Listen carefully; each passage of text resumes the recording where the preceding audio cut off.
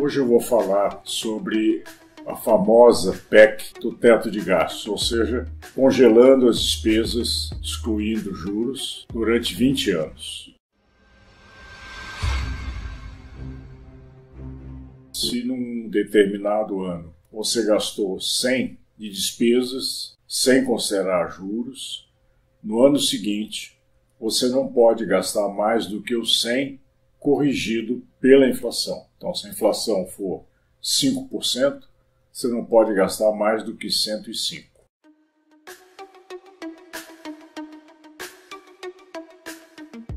Essa questão, ela envolveu uma mudança na própria Constituição. Então, o país está obrigado a gastar no governo federal apenas as despesas feitas no ano anterior, corrigido pela inflação. E isso durante um período de 20 anos, sendo possível que depois de 10 anos haja uma revisão nessa regra.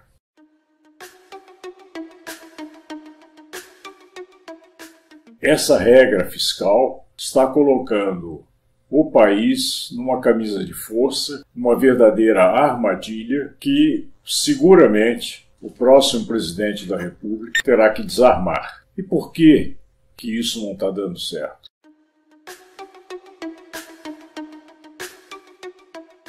Esse congelamento de despesas, ele pega em cima, principalmente, das despesas com a área de educação e saúde, segurança pública e assistência social, que juntas representam quase que 90% da despesa do governo federal. Quando você congela despesas dessas áreas, que são as áreas que a população mais depende do governo federal, estadual e municipal, ocorre uma carência em áreas que já são muito mal servidas para a população. Nós temos uma educação péssima no país, nós temos uma saúde lastimável e nós temos uma segurança horrível, ou seja, está se congelando despesas em áreas de extrema sensibilidade social no país. Se a população não crescesse e você congelasse, você estaria congelando a própria prestação de serviços nessas três áreas, o que já seria muito ruim, porque essas três áreas são áreas de extremo interesse para a população e muito mal servidas. A população brasileira vai crescer ainda durante vários e vários anos. E ao crescer, as demandas de saúde, educação, segurança pública e assistência social vão crescer também. E aí você está congelado, não poderia gastar. Essa questão começou agora a ser mais debatida porque está se avizinhando uma situação insustentável e até fontes do próprio governo federal já começam a admitir que será necessário uma revisão dessa exigência criada pelo próprio governo. E agora saiu uma avaliação do Tribunal de Contas da União, também indo nessa mesma direção. Eles fizeram a aprovação dessa lei e que agora isso mostrou que não resolveu o problema fiscal. Ou seja, o problema fiscal brasileiro piorou em relação ao que foi herdado pelo próprio governo Temer. O principal termômetro nas contas públicas de qualquer país é a relação entre a dívida e o produto interno bruto. Essa relação, nos países em desenvolvimento, nos países emergentes, ela gira em torno entre 45% e 55%. Aqui no Brasil, essa relação, que estava, quando o Lula assumiu no início de 2003, em 60%. Quando o Lula saiu no final de 2010, ela estava em 38%.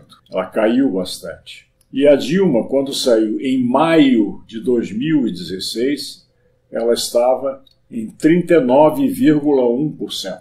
ou seja, subiu pouco, 1,1%. E agora, com o governo Temer, ela está por volta de 54%. É o conceito usado e muito usado de dívida líquida, ou seja, é a dívida bruta, a dívida total, menos aquilo que você tem a receber. No caso brasileiro, principalmente as reservas internacionais que o país tem, da ordem de 380 bilhões de dólares, e os recursos que foram emprestados pelo Tesouro Nacional ao Banco Nacional de Desenvolvimento Econômico e Social, BNDES, que ainda tem lá cerca de uns 300 a 300 e poucos bilhões de reais emprestados pelo Tesouro. Esse conceito de dívida líquida é o conceito que permite você comparar os vários governos desde vários anos para trás até agora. Então, só para lembrar, quando Fernando Henrique entrou no início de 1995, essa relação estava em 30%. São dados oficiais do Banco Central. Quando ele saiu, ela cresceu para 60%. Quando Lula saiu, ela estava em 38%. E quando a Dilma saiu em maio de 2016, ela estava em 39,1%. É bom falar isso, porque esses são dados oficiais do Banco Central. Não sou eu que fiz esses cálculos. Isso está na série histórica da dívida líquida do setor público, que pode ser acessada por quem quiser no site do Banco Central. E essa questão ela é importante porque, embora eles tenham herdado este governo em maio de 2016 em 39,1% do PIB, eles vieram com a proposta de uma reforma fiscal, ou seja, eles iriam reduzir essa relação. Em vez de reduzir, ela está por volta de 54% do PIB, ou seja, cresceu e muito. Isso mostra que esse governo fracassou redondamente no ataque à questão fiscal, pensando que com essa PEC do teto, esse congelamento das despesas, sem considerar juros, é bom que se diga, levaria a uma disciplina fiscal. Não leva, porque a questão fiscal não pode ser atacada só pensando em despesa. A despesa no setor público é do governo federal, do governo estadual e do governo municipal. E esse é o ponto importante. 64% dessa despesa não financeira, ou seja, sem considerar juros, pertence aos estados e aos municípios. E só 36% dessa despesa pertence ao governo federal. No governo federal, você tem uma legislação bastante dura e bastante intrincada e burocrática ao extremo, de forma que apenas 10% das despesas estão sujeitas a controle.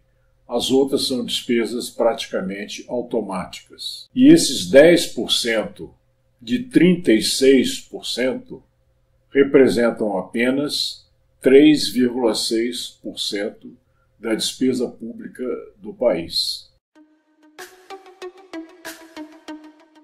Acontece que, para piorar mais ainda essa questão, desses 3,6%, mais da metade se referem a investimentos. Ou seja, se quiser cortar alguma coisa, você vai cortar em investimentos. E os investimentos, nesses 2 anos, praticamente estão sumindo no governo federal.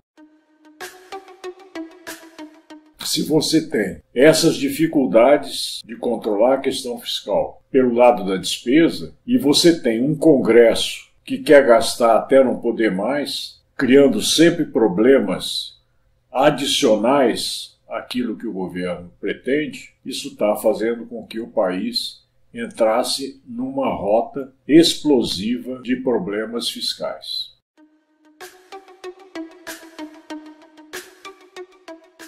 A principal saída para isso chama-se crescimento econômico. Quando um país cresce, a arrecadação desse país cresce e cresce mais do que a própria atividade econômica, porque cai a inadimplência, reduz a sonegação e o país então passa a ter um recurso maior do que o próprio crescimento econômico. Isso é histórico, não é só no Brasil, em todos os países do mundo, essa é a realidade.